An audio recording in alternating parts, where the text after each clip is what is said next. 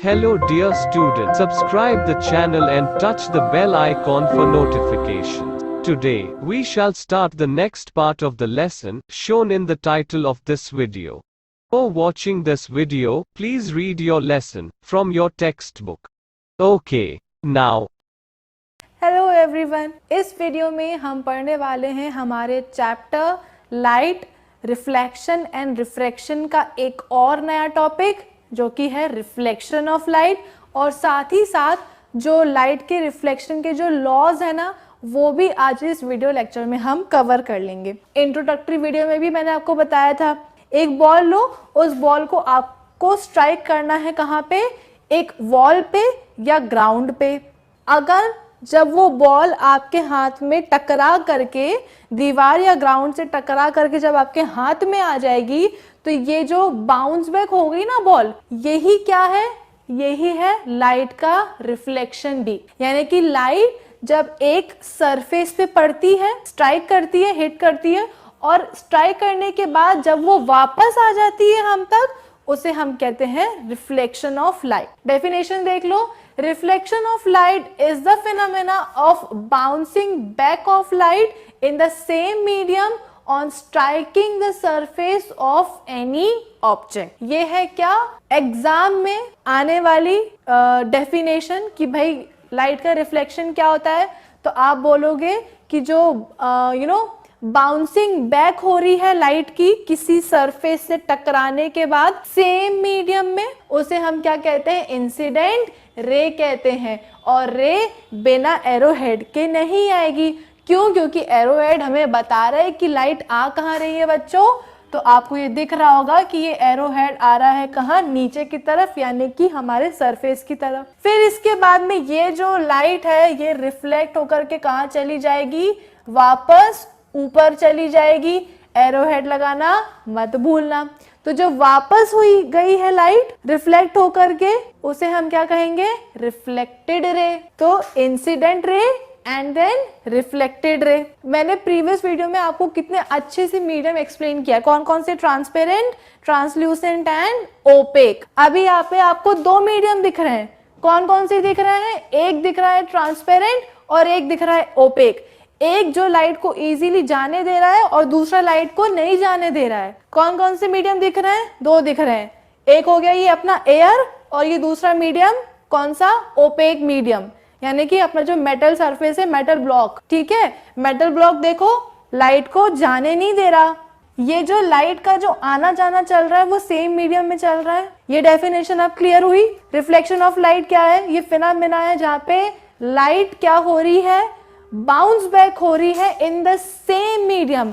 Air से ही आई थी और एयर में ही चली गई वापस। On striking the surface of any object, किसी भी ऑब्जेक्ट के सरफेस को स्ट्राइक करने के बाद लाइट क्या करती है, बाउंस बैक करती है और सेम मीडियम में चली जाती है जिस मीडियम से वो आई थी। इन reflection of light the path of light rays changes without change in the medium. Medium change नहीं होता है रिफ्लेक्शन में। लाइट रेज का जो पाथ है वो डेफिनेटली चेंज हुआ है। अब इसके बाद में मेरे पास आपके लिए एक सवाल है कि आपने अपने घरों में जो आपकी ड्रेसिंग टेबल पे या आपकी जो अलमीरास पे जो मिरर देखे होते हैं वो, और जो आप मॉल्स वगैरह जाते हो, है ना, जो आपको ग्लास डोर देखने को मिलता है, ग्लास का दरवाजा, दोनों में डिफरेंस क्या है? दोनों सेम चीज के बने हैं। आपके घर का जो आईना है वो भी ग्लास का बना है, और वो जो मॉल में दिखने वाले जो ग्लास डोर है वो भी कांच के बने हुए हैं, दोनों ग्लास के बने हैं। लेकिन डिफरेंस क्या है, आईने में जब आप देखते हो तो आपको उसमें अपनी शक्ल दिखती है, लेकिन जब आप मॉल जाओगे और ग्लास डोर पे देखोगे तो उस ग्लास डोर के पीछे कौन है, दूसरी तरफ कौन है, वो भी आपको दिख जाएगा। क्योंकि आपका जो आईना होता है ना, जिसमें हम खुद को देख के रेडी होते हैं, पॉलिशिंग का डिफरेंस है दोनों में। जो हमारा आईना होता है ना, उसके पीछे पॉलिश लगी होती है। ये पूरा कमाल, पूरा खेल इसी पॉलिश का है।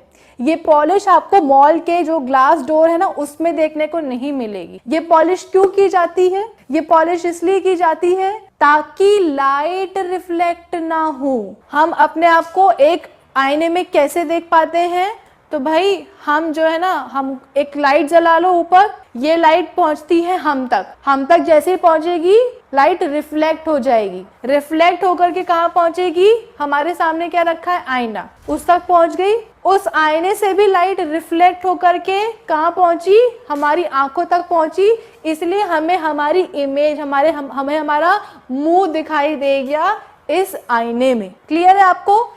तो यहाँ पे हम बोल सकते हैं कि लाइट का मल्टीपल रिफ्लेक्शन हो रहा है कि नहीं हो रहा। एक बार लाइट रिफ्लेक्ट होकर के हमसे पहुंची थी आईने तक, फिर आईने से रिफ्लेक्ट होकर के पहुंची कहाँ तक, दोबारा हम तक, तो ये मल्टीपल रिफ्लेक्शन हो गया लाइट का। मेरा सवाल ये है कि लाइट इस मिरर से, इस आईने से रिफ्लेक्ट क्यों हो रही है? ये हो रही है उसी कोटिंग के कारण, उसी पॉलिशिंग के कारण। यही पॉलिश क्या करती है, आईने पे पड़ने वाली जो लाइट है ना उसको रिफ्लेक्ट कर देती है, और जब ये रिफ्लेक्टेड लाइट हमारे आंखों तक पहुंचेगी तो हमें अपना चेहरा दिखने लगेगा आईने में। आई बात समझ में?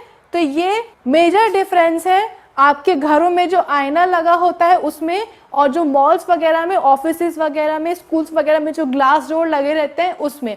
ग्लास डोर में हमें ग्लास के पीछे जो चीज है वो भी हमें दिख जाती है। आई होप ये चीज आपको बच्चों समझ में आ गई होगी कि लाइट का रिफ्लेक्शन क्या होता है, ठीक है, और आईने में और एक नॉर्मल ग्लास डोर में फर्क क्या होता है, ठीक है। तो लाइट का रिफ्लेक्शन क्या है? लाइट का रिफ्लेक्शन भाई हम बोलते हैं कि ये वो फिनोमेना है जिसमें कि लाइट जो है वो बाउंस बैक हो जाती है। क्यों बाउंस बैक हो जाती है? क्योंकि एक सरफेस से टकराने के बाद वापस चली जाती है सेम मीडियम में, जिस मीडियम से आई है उसी मीडियम में वापस चली जाएगी। लाइट का जो पाथ है वो चेंज हुआ लेकिन मीडियम नहीं हुआ। आई बात समझ में? चलो अब हम बात करते हैं थोड़े आगे की। आगे का क्या है? आगे है दो टाइप का रिफ्लेक्शन होता है भैया, एक होता है रेगुलर रिफ्लेक्शन और एक होता है इर्रेगुलर, यानी कि इसको हम डिफ्यूज रिफ्लेक्शन भी बोल सकते हैं। रेगुलर रिफ्लेक्शन क्या है? इंसिडेंट रेज आ रही हैं, कहाँ आ रही हैं? इस रिफ्लेक्टिंग सरफेस पे आ रही हैं, और रिफ्लेक्ट होने के बाद में ऑब्वियसली बात है वापस जाएंगी। और जो कि हम पढ़ रहे हैं रिफ्लेक्शन, तो हमें पता है कि लाइट रेज कैसी जाएंगी, सेम मीडियम में ही जाएंगी, जिस मीडियम से आई हैं उसी मीडियम में वापस। लेकिन हाँ पाथ चेंज हो जाएगा, पाथ चेंज हुआ है इनका। लेकिन जो रिफ्लेक्टेड रेज है ना वो आपस में कैसी जा रही है? देखो पैरेलल जा रही है। पैरेलल मतलब समझा है ना हमने, पैरेलल पेंसिल समझी थी कन्वर्जेंट डाइवर्जेंट के साथ, कि एक पर्टिकुलर डिस्टेंस पे बना करके वो प्रोपोगेट होती हैं। तो ये देखो जितनी भी रिफ्लेक्टेड रेज हैं वो कैसे जा रही हैं, एक दूसरे के पैरेलल होके जा रही हैं। लेकिन इधर क्या हो रहा है, यहाँ पे जो रिफ्लेक्टिंग सरफेस है ना बच्चों, वो थोड़ा सा ऊबड़ खाबड़ है, स्मूथ नहीं है, रफ है। इसके कारण क्या हो रहा है, अब यहाँ पे रिफ्लेक्टेड जो रेज है उनको आप देखो, एक जा रही है इधर, ठीक है, एक जा रही है यहाँ, यानी कि वो एक दूसरे को कहीं ना कहीं क्या कर रही हैं, क्रॉस कर रही हैं, पैरेलल नहीं है। समझे? रेगुलर रिफ्लेक्शन में क्या हो रहा था कि जो रिफ्लेक्टिंग सरफेस था वो काफी स्मूथ था, जिसकी वजह से जो रिफ्लेक्टेड रेस थी वो रिफ्लेक्ट होने के बाद में पैरेलल एक दूसरे के जा रही थी।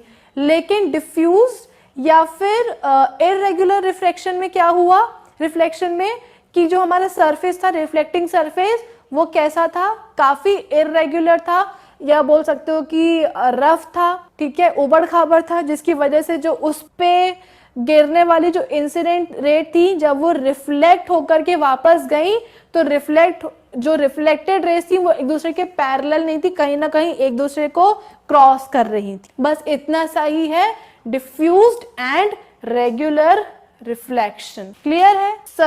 Suffers regular reflection is called a mirror. Obvious सी बात है, मिरर है तभी तो वो लाइट रिफ्लेक्ट कर रहा है। अगर सिंपल ग्लास होता तो क्या वो रिफ्लेक्ट करता? वो तो जाने देता। पढ़ा था ना हमने ट्रांसपेरेंट मीडियम में क्या लिया था हमने, हवा ली थी एग्जाम्पल, और ग्लास भी तो लिया था कि ग्लास अपने थ्रू लाइट को पास होने दे रहा था।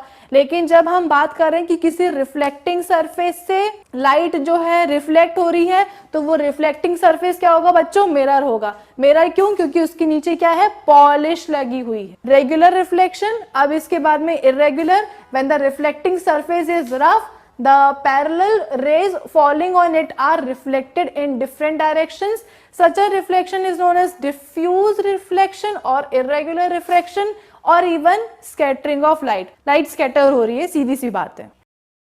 Dear students, this brings to the end of this part of the video. Hope you must have understood everything. Do not hesitate to put your comments, queries or questions in the comments box. Take very good care of yourselves and your family. Stay home, stay safe. We will meet again in the next part of this lesson or a new lesson. Subscribe to this channel, like this video and share it with your friends. Don't forget to touch the bell icon for notifications of new videos. Till then, it's goodbye from Bram School.